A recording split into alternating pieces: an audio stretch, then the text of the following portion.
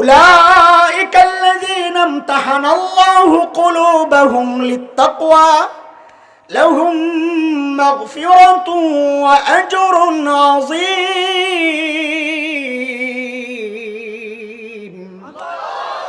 আল্লাহ বলেন, আমি ওদের কলবের পরীক্ষা নিয়েছি, এই পরীক্ষায় ওরা পাস। আল্লাহু আকবার। নবীকে জিজ্ঞেস করলাম, ইয়া রাসূলুল্লাহ, ওদের নতুন পরিচয় বলেন, জাহেলদের নতুন পরিচয় বলেন। আল্লাহর নবী যেন বলে উঠলেন, আরে ওদেরকে জাহেল বলিস না, ওরা আর এখন জাহেল নাই। বলে, তো নতুন পরিচয়টা বলেন না। তো নবী বলেন, খায়রুল কুরুনি করনি। ওরা আর মূর্খ জাহেল বর্বর নাই, ওরা এখন মানব ইতিহাসের শ্রেষ্ঠ মানুষ হয়ে গেছে। সুবহানাল্লাহ। মিন আনফুসিহিম ইয়াতলু আলাইহিম আয়াতিহি ওয়া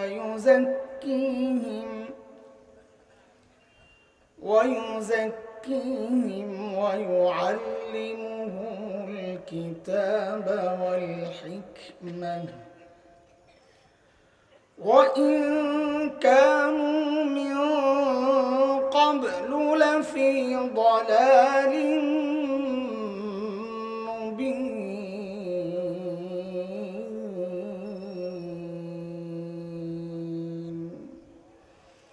آمنت بالله صدق الله العلي العظيم.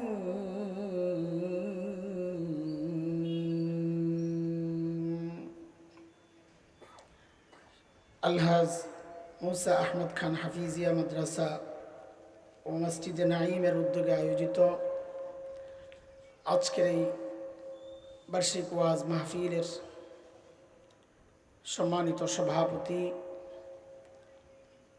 অতিথিবৃন্দ, হযরত উলামায়ে কেরাম, মুরব্বিয়ানে আযম, দূর দূরান্ত থেকে আগত ইসলাম প্রিয় সুধী সমাজ, প্রিয় ছাত্র ভাইয়েরা, যুবক বন্ধুরা, পর্দার আড়ালের মা ও বোন, আল্লাহ সুবহানাহু ওয়া তাআলার অশেষ মেহেরবানি যে মহান মালিক লাখো কোটি মানুষ থেকে বাছাই করে দিনই এই মজলিসে আমাকে আপনাকে আসার বসার, কিছু কথা বলা ও শোনার তৌফিক দান করেছেন। নিশ্চয়ই এটা মালিকের অনেক বড় দয়া আর করুণা। কারণ কোরআন আল কারীমের মধ্যে আসছে, মালিক বলেন, দিন বুঝার জন্য আমি যার দিলটা খুলে দিই, দিন মানা, দিন শেখা, দিন বুঝার মানসিকতা যাকে দান করি, আল্লাহ বলেন এটা এত বড় নিয়ামত। এই নিয়ামত আমি যাকে দেই, ওই বান্দা সারাক্ষণ আমার স্পেশাল নূরের আওতায় থাকে। দুর্ভাগ্য তার জন্যে যার দিল শক্ত, দিন শিখতে চায় না, মানতে চায় না, বুঝতে চায় না, বরং অনেক পোড়া কপাল আছে, উল্টা বুঝে। আল্লাহ তাআলা বলেন, ওরা স্পষ্ট গুমরাহিতে নিমজ্জিত। সূরা জুমার আয়াত নম্বর 22 রব্বি করিম এই কথাটা বলেছেন। মালিক বলেন, আফামান শারাহাল্লাহু সাদরাহু লিল ইসলাম ফাহুয়া আলা নূরিম মির রাব্বিহি فويل للقاسية قلوبهم من ذكر الله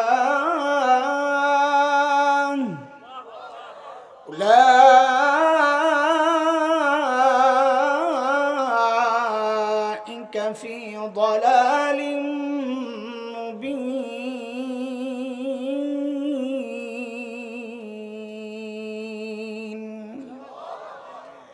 এই আয়াতের মধ্যে রব্বে কারীম এই কথাগুলো বলেছেন। মুহতারাম হাজরিন, যে মহান মালিক এই নিয়ামতে আমাদেরকে ধন্য করলেন, ওই মালিকের শুকরিয়া আদায় করি, জবান খুলে, প্রাণ খুলে কালিমাতুশ শুকর উচ্চারণ করি, আলহামদুলিল্লাহ।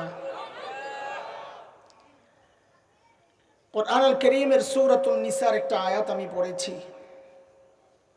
আয়াতের তরজমা করব না, বিষয়টা শুধু আপনাদের সামনে পেশ করতে চাই, কিন্তু একটু মনোযোগ লাগবে, পড়া মুখস্থ করা লাগবে। পারবেন তো ইনশাআল্লাহ? হ্যাঁ, গত বছরও পড়া মুখস্থ করাইছি, আগা গোড়া পুরা বয়ান আমাকে শোনায় যেতে হবে, ঠিক আছে না ইনশাআল্লাহ? এর জন্য মনোযোগ সহ শোনা দরকার। এক লাইনের কথা, চেইন কথা, একটার সাথে আরেকটা যুক্ত লাগা। তো এই জন্য শুরু থেকে মনোযোগ না থাকলে পরের কথাগুলো বুঝে আসবে না। এই জন্যে আপনাদেরও মনোযোগ দরকার, আমারও মনোযোগ দরকার। আপনারা ডিস্টার্ব করলে আমারও মনোযোগ নষ্ট হয়ে যাবে। দোস্ত, আল্লাহ সুবহানাহু ওয়া তাআলা জমিনে যত নবী পাঠিয়েছেন আলাইহিমুসসালাতু ওয়াসসালাম, এই সমস্ত নবীকে আল্লাহ কেন পাঠিয়েছেন? আল্লাহ তাআলা যখনই দেখেছেন তার বান্দা ধ্বংসের খাদে চলে গেছে, ওই বিপন্ন বিপর্যস্ত মানবতাকে রক্ষার জন্যে, ওই জাহান্নামের রাস্তায় দৌড়াতে থাকা মানুষগুলোকে জান্নাতের রাস্তায় উঠায়া দেওয়ার জন্য, ওই অসুস্থ মানুষগুলোকে সুস্থ করার জন্যে আল্লাহ সুবহানাহু ওয়া তাআলা যুগে যুগে হযরত আম্বিয়া আলাইহিমুসসালামকে দুনিয়ায় পাঠিয়েছেন। যেমন হযরত মূসা আলাইহিস সালামকে আল্লাহ দুনিয়ায় কখন পাঠিয়েছেন? আল্লাহ তাআলা যখন দেখেছেন ফেরাউন এবং তার বংশের লোকেরা বনি ইসরাইলের উপর এমন নির্যাতন চালাচ্ছিল যে বনি ইসরাইল নিঃশেষ হয় প্রায়। নির্যাতনের কিছু ধরন কোরআন আল কারীমের মধ্যে আসছে। হযরত মূসা আলাইহিস সালামের বক্তব্য থেকে, যেমন সূরা ইব্রাহিমের এক জায়গায় আসছে আয়াত 6, আল্লাহ কোরআনে হযরত মূসার বক্তব্যটা এনেছেন, নির্যাতনের ধরন দেখাইছেন। আল্লাহ কি বলেন?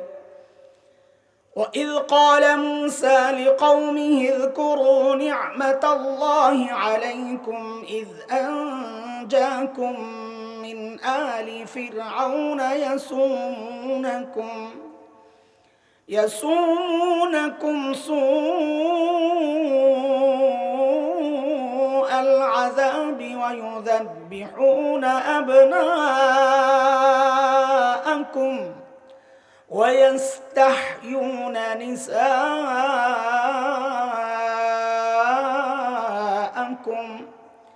وَفِي ذَلِكُمْ بَلَاءٌ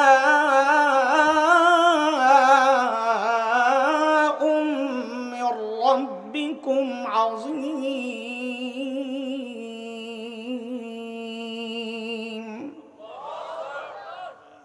এই আয়াতে আল্লাহ নির্যাতনের ধরন দেখাইছেন। হযরত মূসা বলতেছেন, মেয়ে যখন জন্ম নিত তো ওকে বাঁচিয়ে রাখতো। মুফাসসিররা লেখেন, মানে ওকে বড় হওয়ার সুযোগ দিত যেন পরবর্তীতে ভোগ করা যায়, কাজ করানো যায়। আর ছেলে জন্ম নিলেই গণকদের স্বপ্নের ব্যাখ্যায় ফেরাউন এতটা ভয় পেয়েছে, ক্ষমতা হারানোর ভয়, ছেলে জন্ম নিলে সাথে সাথে ধরে ধরে জবেহ করে ফেলত। একটু বুঝে শুনে আমাকে একটু জবাব দেন। এই সদ্যজাত শিশু, মাত্র জন্ম নেওয়া, যার শরীরের হাড়গুলো এখনো গোশতের মতো নরম, একটু বলেন তো এই ছোট্ট বাচ্চার পক্ষে ফেরাউনের মতো এমন ক্ষমতাধর পরাশক্তি বাচ্চাকে ক্ষমতা থেকে নামানোর শক্তি তার মধ্যে ছিল? বলেন। তাইলে ফেরাউন এই ছোট্ট বাচ্চার এত ভয় পেত কেন? কারণটা কি? কারণ একটা, এটা আল্লাহ তাআলার একটা নিজাম। কেউ যখন হক হয়, সে যত দুর্বল হোক না কেন, কেউ যখন বাতিল হয়, তাগুত হয়, সে যত শক্তিশালী হোক না কেন, আল্লাহর দুনিয়া পরিচালনার সিস্টেম এটা। আল্লাহ ওই দুর্বল হকের ভয় ওই শক্তিশালী বাতিলের কলিজায় ঢুকায়া দেন। এর জ্বলন্ত নমুনা হচ্ছে বাংলাদেশের আলেম ওলামা। দুনিয়ার কত জায়গায় আল্লাহ তাআলা নিছেন দেখছি। আমার অনুভূতি, আমি ছোট মানুষ, আমার অনুভূতি ভুল হইতে পারে, আমার অনুভূতি বাংলাদেশের ওলামায়ে কেরাম সারা দুনিয়ার মধ্যে সবচাইতে নিরীহ প্রাণী। আহরে শাইখুল ইসলাম আল্লামা আহমদ শফি নওয়ারাল্লাহু মারকাদাহ দুনিয়া থেকে বিদায় নেওয়ার আগে শেষ মুহূর্তগুলো কাটিয়েছেন হুইল চেয়ারে, সোজা হয়ে বসতে পারতেন না, কাজ হয়ে যেতেন। আল্লামা হাফিজ জুনায়েদ বাবনগরী রহিমাহুল্লাহ, মানুষটা সোজা দাঁড়াইতে পারতেন না, পা কাজ করতো না। অথচ এই দুর্বল মানুষগুলোর ভয়ে সারা দুনিয়া ছিল অস্থির। কারণ কি? কারণ দুর্বল হলে কি হবে? যেহেতু হক ছিল, আল্লাহ এই দুর্বল হকের ভয় ওই শক্তিশালী বাতিলের কলিজায় ঢুকাইয়া দিছে।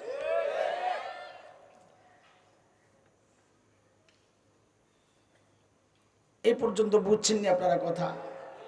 আচ্ছা, একটু একটু করে আগায় আবার জিজ্ঞেস করুন। আমাকে দুইটা কথার জবাব দেন।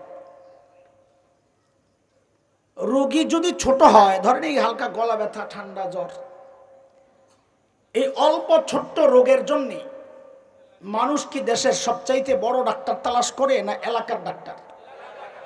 সাবাস। আরেকটা জবাব দেন, শ্রেষ্ঠ রাসূলকে? আরে ভাই, এটা বলতো একটু ইতস্ত লাগতেছে মনে হয় যেন। তো বলেন সর্বশ্রেষ্ঠ রাসূলকে? সবাই বলেন সাল্লাল্লাহু আলাইহি ওয়াসাল্লাম। সর্বশ্রেষ্ঠ রসুলকে রসুল হিসাবে পায়া মনে হয় আপনারা আনন্দিত না, গর্বিত? কিন্তু জবাবে তো বোঝা যায় না। এই জন্য জবাবটা একটু ঘুরাইয়া দিলে মনে হয় ভালো হইতো, নাম্বারটা বেশি পাইতেন। বলে এটা কিভাবে? তা আমি বলি আর কি, এটা আমার অনুভূতি। যদি জিজ্ঞেস করা হয় সর্বশ্রেষ্ঠ রসুলকে, একটু গর্বের সাথে বলবেন আমাদের রসুল মুহাম্মদুর রাসূলুল্লাহ। আরে ভাই, আমি আপনি নবীকে সর্বশ্রেষ্ঠ স্বীকার করলেও নবী সর্বশ্রেষ্ঠ, অস্বীকার করলেও সর্বশ্রেষ্ঠ। এতে নবীর কিচ্ছু যায় আসে না। আমাদের বইলা আমি আমার দামটা একটু বাড়াইয়া নিতে হয়। তো বলেন সর্বশ্রেষ্ঠ রসুলকে? সামান্য একটা এমপির ছেলে, এমপি, ও কথা বলার সময় যে পাট লয়, আবে আমার চিনসবে ঢাকায় কথা আর কি, আবে আমার চিনস এমপির বলা খায়ালাম, বাপ রে, হ্যার কি দাপট, সুবহানাল্লাহ। আর আপনি সর্বশ্রেষ্ঠ রসুলের উম্মত হয়, এটা গর্বের সাথে বলেন না, পোড়া কপাল। বলেন সর্বশ্রেষ্ঠ রসুলকে?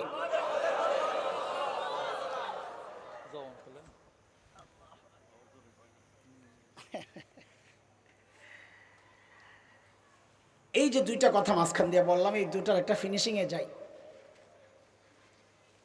যেহেতু আল্লাহ তাআলা নবীদেরকে দুনিয়ায় পাঠিয়েছেন দুনিয়ার অসুস্থ মানুষের চিকিৎসার জন্য, বুঝা গেল আল্লাহ সর্বশ্রেষ্ঠ রসুলকে ওই যুগেই পাঠাইছেন যেই যুগের মানুষগুলো ছিল মানব ইতিহাসের সবচাইতে জঘন্য আর খারাপ মানুষ।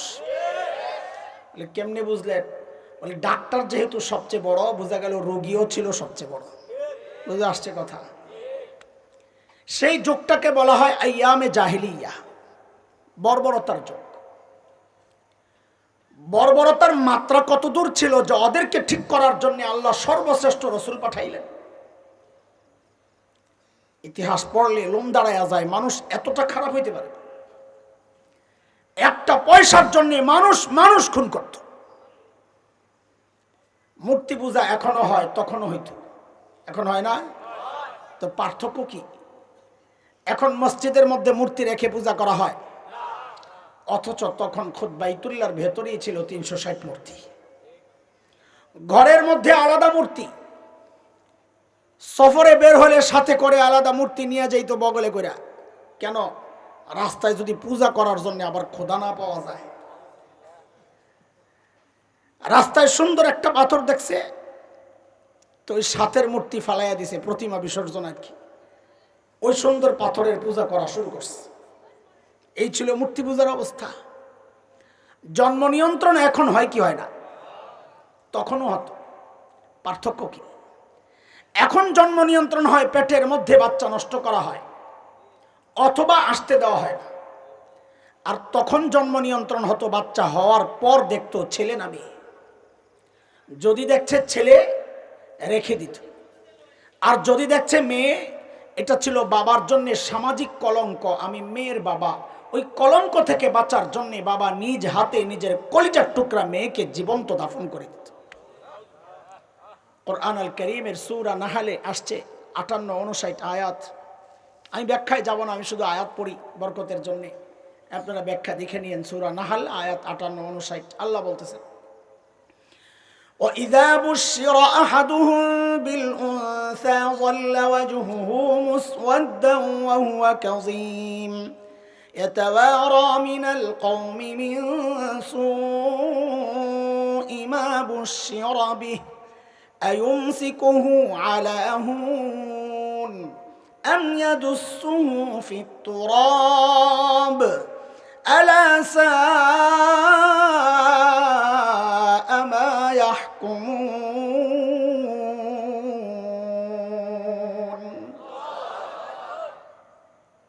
মানুষগুলো এতটা খারাপ হয়ে গেছিল, এটার কারণ কি? আমাদের দারুল উলুম দেওবন্দের প্রায় 50 বছরের মুহতামিম প্রিন্সিপাল হাকিমুল ইসলাম কারি তৈয়ব রহমতুল্লাহ আলাই বলেছেন, মানুষগুলো এতটা খারাপ হওয়ার পেছনের মৌলিক কারণ, কারণের অভাব নাই, কিন্তু মৌলিক কারণ ছিল দুইটা। বলেন, সবাই বলেন, দুইটা। এক ছিল জাহালত, অজ্ঞতা, লেখাপড়া নাই। আরেক ছিল চারিত্রিক অধঃপতন। এই দুই সমস্যার কারণে তারা এতটা খারাপ হয়ে গেছে। আরে ভাই, একটা না থাকলেই তো মানুষ অপরাধ করে। যেমন একজন ইঞ্জিনিয়ার, সে শিক্ষিত না মূর্খ? হ্যাঁ। অথচ চরিত্র নষ্ট হওয়ার কারণে জাতি কি দেখেছে? সরকারি কাজ পেয়ে ইঞ্জিনিয়ার সাহেব রডের বদলে বাঁশ ঢুকাইয়া দিচ্ছে। কেন? লেখাপড়া নাই, এজন্যে। বলেন, চরিত্র নষ্ট। তো আরবদের ওই সময়ের মানুষের না ছিল চরিত্র, না ছিল লেখাপড়া। সমস্যা কয়টা? বলেন, মৌলিক সমস্যা।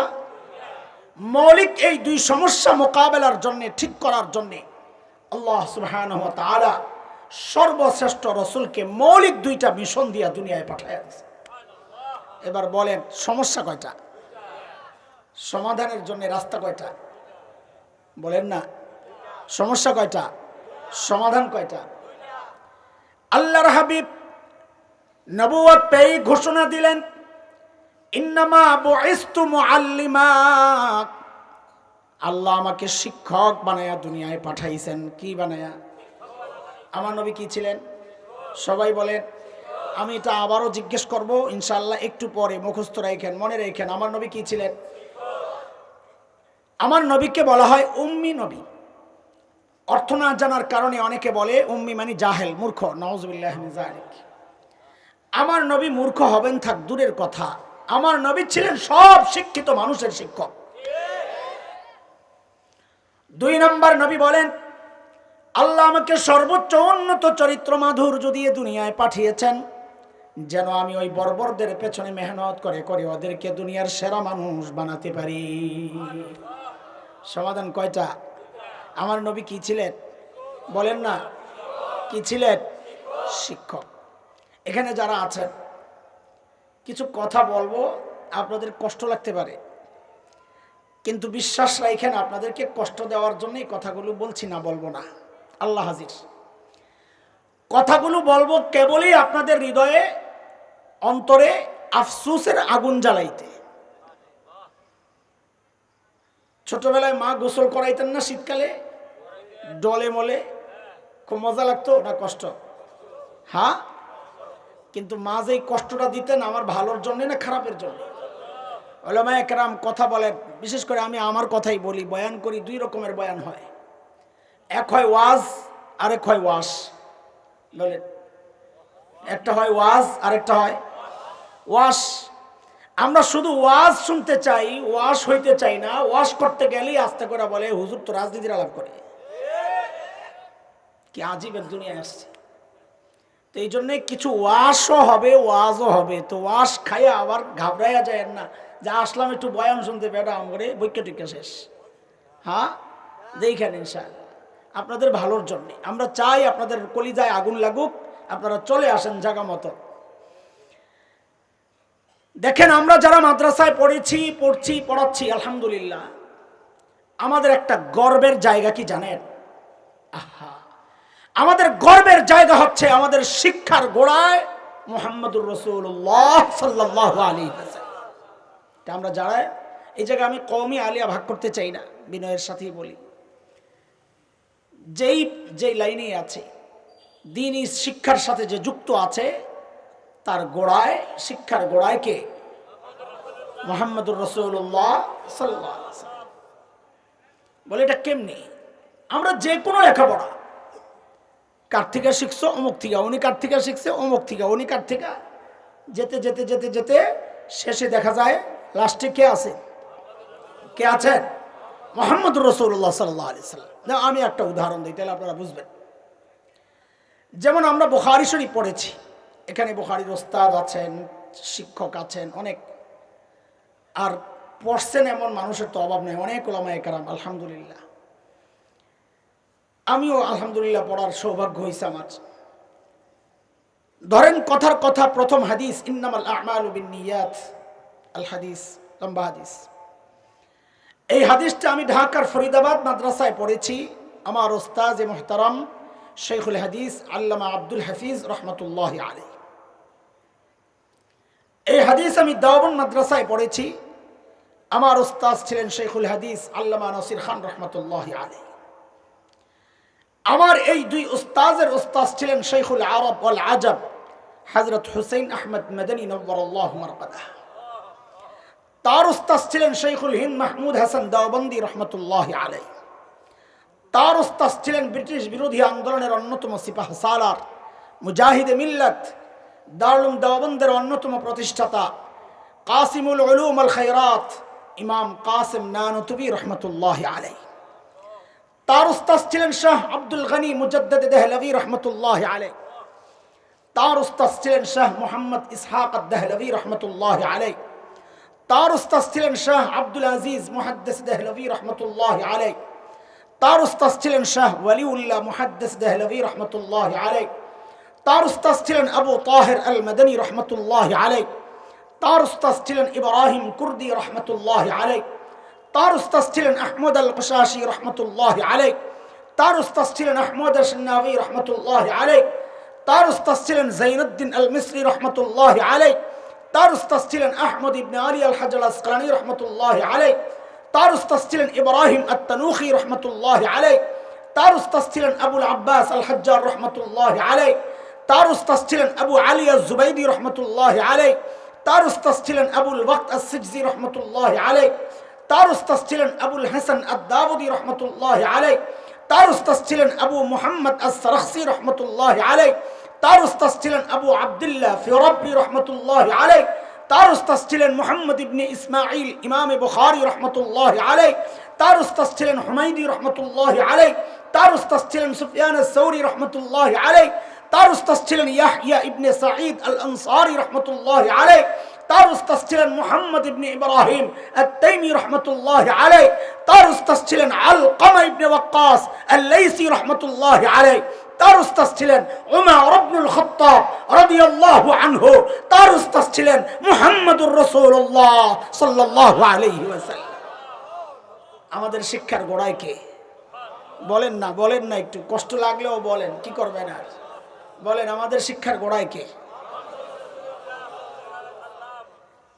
আপনারা যারা মাদ্রাসায় পড়েন নাই, কষ্ট নিয়েন না, আবারও বলছি, কষ্ট পেলে মাফ করে দিয়ে। আপনারা যারা মাদ্রাসায় পড়ছেন না, পড়েন নাই, সন্তানকেও পড়াচ্ছেন না, আপনাদেরকে যদি জিজ্ঞেস করি আপনাদের শিক্ষার গোড়ায় কে,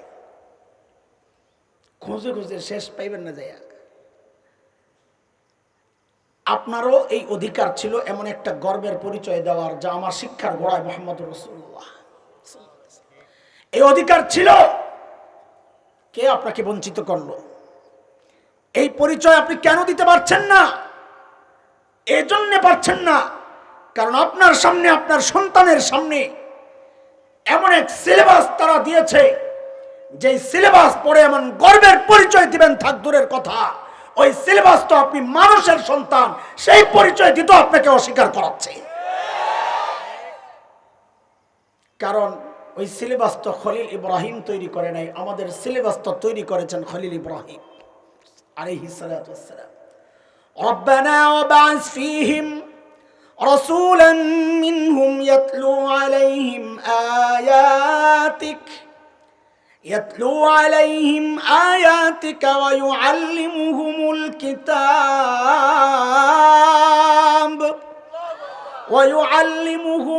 কিতাব ওয়াল হিকমাতা ওয়া ইউযাক্কিহিম ইন্নাকা আনতাল আজিজুল হাকীম। আমাদের সিলেবাস তৈরি করেছেন খলিল ইব্রাহিম আলাইহিস সালাম, আর আপনাদের সিলেবাস তৈরি করে এখন ট্যাকো মাথার চোর বিজ্ঞানীরা, যারা দাবি করে নিজেদেরকে বানরের সন্তান। তা আপনি গর্বের পরিচয় দিবেন কোত্থেকে? চুপ করে থাকেন, সবাই ঘুমায়া থাকেন, সব দায়িত্ব খালি আব্দুর রাজ্জাক সাহেব হুজুরের, নজরুল সাহেব হুজুরের, উলামায়ে কেরামের। মিয়া এই সমস্ত সিলেবাস আমাদের সন্তানরা পড়ে না, আমরা পড়াবো না। আমাদের সন্তানরা কালা কালা রাসূলুল্লাহ পড়ে। আমরা চিল্লাই তো আপনাদের জন্য, তাও আপনারা বুঝেন না। আমাদের ব্যথা তো আপনাদের জন্য। আরে এই চিল্লানি, এটা তো উলামায়ে কেরামের চিল্লানোর কথা না, চিৎকার চেঁচামেচি করার কথা না। চিৎকার তো দেওয়ার কথা ছিল আপনার। আপনারা চুপ তো আছেন। আপনাদের জন্য যারা চিৎকার করছে, উল্টা তাদের বিরুদ্ধাচরণ করছেন। আপনার জন্য এর চেয়ে দুর্ভাগ্যের কথা আর কি হইতে পারে? আওয়াজ একসাথে উঠাইতে হবে ইনশাআল্লাহ।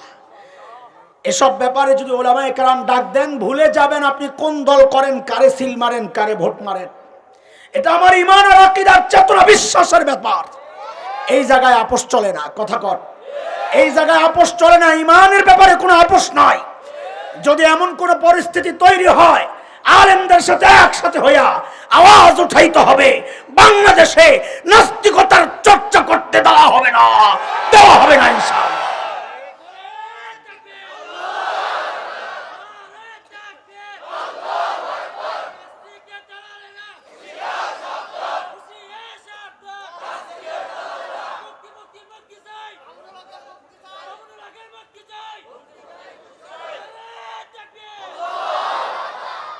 আল্লাহর হাবিব ওই দুই মিশনে যখন মেহনত শুরু করলেন, এই জাহেল আরবদের পেছনে, মিশন জানি কয়টা? এখন ওই জাহেল আরবগুলো আর জাহেল নাই, ওদের পরিচয় পাল্টায়া গেছে। সুবহানাল্লাহ।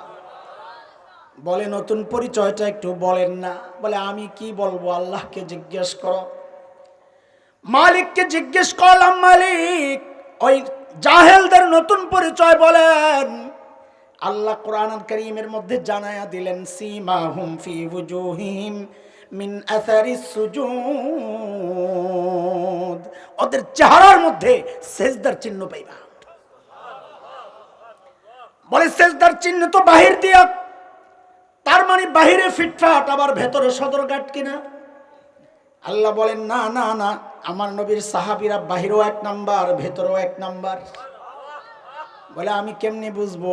আল্লাহ যেন বলছেন তোর বুঝার দরকার কি, আমি পরীক্ষা নিয়েছি, ওই পরীক্ষায় ওরা পাস। উলাইকাল্লাযীনা ইমতাহানাল্লাহু কুলুবাহুম লিত্তাকওয়া লাহুম মাগফিরাতুন ওয়া আজরুন আযীম।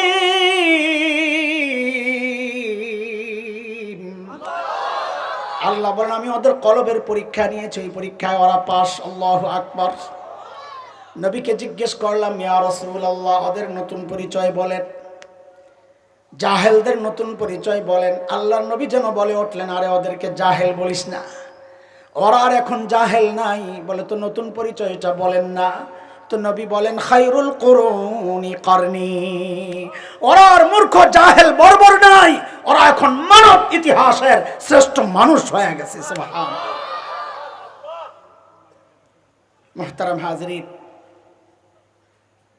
কথা যেহেতু মুখস্থ করবেন ওয়াদা দিছেন, তা আমাদেরও দায়িত্ব মুখস্থ করার মতো সাজায়া গুছায়া দেওয়া, যেন মনে রাখতে পারেন। এই জন্যে চলেন পুরা বয়ানটারে আপনাদের একটা সুতায় গাইথা দিই, যেন আপনাদের মনে রাখা সহজ হয়, বুঝা সহজ হয়, বাড়িতে নেওয়া সহজ হয়। নিবেন নি? বাড়িতে না রেখে যাবেন? হুজুর গো আজ আপনাকে আজ আপনারা রেখে যান, আমরা গেলাম। হ্যাঁ নিবেন? বাড়িতে নিবেন তো ইনশাআল্লাহ। তো চলেন একটা সুতায় গেঁথে দেই, যেন আপনাদের মনে রাখা সহজ হয়। এতক্ষণ যা বয়ান করেছি, সামনে যা বলবো ইনশাআল্লাহ, এই সবগুলো কথা একসাথে করলে 6 কথার বয়ান হয়। কয় কথা? এই 6 কথা মুখস্থ করেন, দেখবেন পুরো বয়ান মুখস্থ হয়ে গেছে ইনশাআল্লাহ। সাহাবীদেরকে নিয়ে 3 কথা, আর আমার মতো জাহেল যারা, তাদেরকে নিয়ে 3 কথা। বলেন, সাহাবীদেরকে নিয়ে কয় কথা? আর আমার মতো জাহেলকে নিয়ে 3 কথা। এই পাশের 3 কথার একটা উদাহরণ দিব, এই পাশের কিছু উদাহরণ দিয়া বয়ান শেষ। কত ছোট হয়ে গেল।